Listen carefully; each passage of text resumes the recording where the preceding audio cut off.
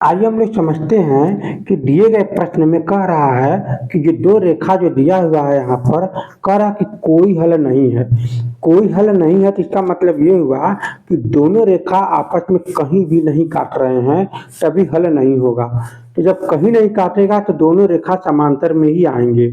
और जब दोनों रेखा समांतर आएंगे तो इसका सिंपल मतलब होता है कि ये जो कोण होता है आपस में क्या होता है, बराबर होता है। ठीक है ना। और जब ये कोण आपस में बराबर होता है तो हम ये कह सकते हैं कि इसी के सहारे, मतलब हम इसको tan थीटा में जब रख देंगे tan थीटा, तो इसको बोलते हैं प्रवणता यम। अगर ये दूसरा रेखा है तो ये यम2 हो जाएगा। तो अगर हम इसको भी tan थीटा पर रखेंगे तो इसको बोलेंगे tan थीटा 1 बराबर, इसको बोलेंगे यम1। तो ये जब दोनों आपस में बराबर है तो जो कह सकता हूँ कि यम1 इक्वल टू हो जाएगा यम2 आपस में बराबर हो जाएगा। मैं उम्मीद करता हूँ आप ये बात समझ रहे होंगे। तो अब हम क्या करते हैं, इसे फार्मूला के अनुसार रिलेट करते हैं।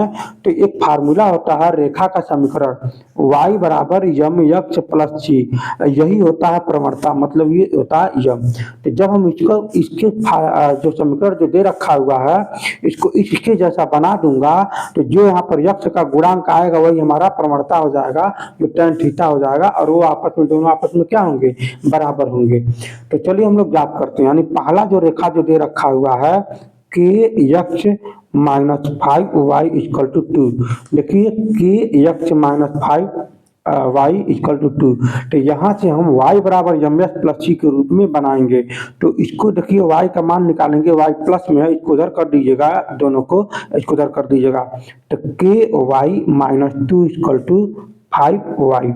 तो हम कह सकते हैं कि 5y इज इक्वल टू के वाई, सॉरी यहाँ पर ये यक्ष है,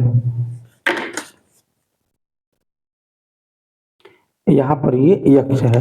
तो हम ये कह सकते हैं कि 5y इक्वल टू के यक्ष माइनस 2। तो हम यहाँ से y का मान निकालूंगा तो ये 5 इधर आ जाएगा, तो के बाई 5 यक्ष माइनस 2 बाई 5, ये हम समझ लेंगे। तो यही बोला गया है यक्ष का गुणांक जो होता है प्रवणता यम के बराबर होता है। तो हम इसे बोलेंगे y बराबर यम यक्ष प्लस सी से कंपेयर करने पर।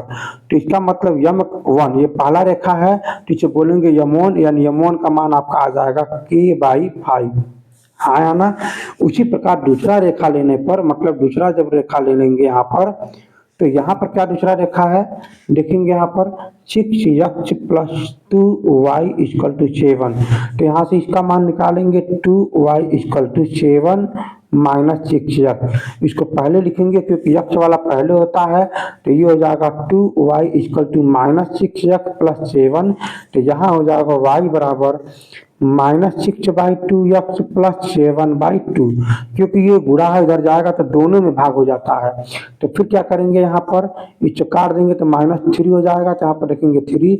इसका मतलब y बराबर माइनस 3 यक्ष प्लस 7 बाई 2। अब इसको बोलेंगे क्या, y बराबर यम2 यक्ष प्लस c2 से कंपेयर करने पर, तो ये आपका मान निकल जाएगा यम2 बराबर माइनस 3। तो मैं उम्मीद कर रहा हूँ आप ये बात समझ गए होंगे। अब यहाँ पर देखिए कोई हल नहीं कह रहा है, तो कोई हल नहीं के लिए क्या करेंगे, प्रवणता दोनों आपस में बराबर रहेंगे। तो इसका मतलब यम1 बराबर हो जाएंगे यम2। क्यों, क्योंकि यहाँ पर कोई हल नहीं है। इसी बात को बोलेंगे समांतर है। तो समांतर के लिए ये फार्मूला होता है। इसका मतलब के बाई 5 इक्वल टू हो जाएगा माइनस 3। तब यहाँ से सॉल्व करेंगे तो यहाँ से जब हम मान निकालेंगे तो के का जो मान आता है यहाँ से ये इधर चला जाएगा, तो माइनस 3 इंटू में 5, तो के बराबर आ जाएगा माइनस 15। मैं उम्मीद करता हूँ आप ये बात समझ गए होंगे कि के का मान माइनस 15 कहाँ से आ गया। तो अब हम इस वीडियो में सिर्फ इतना ही। अब हम मिलते हैं अगले वीडियो में। अगर आपको कहीं से भी अच्छा लगा हो, समझ में आया हो, तो चैनल को सब्सक्राइब जरूर करें, और वीडियो को लाइक करें और शेयर जरूर करें।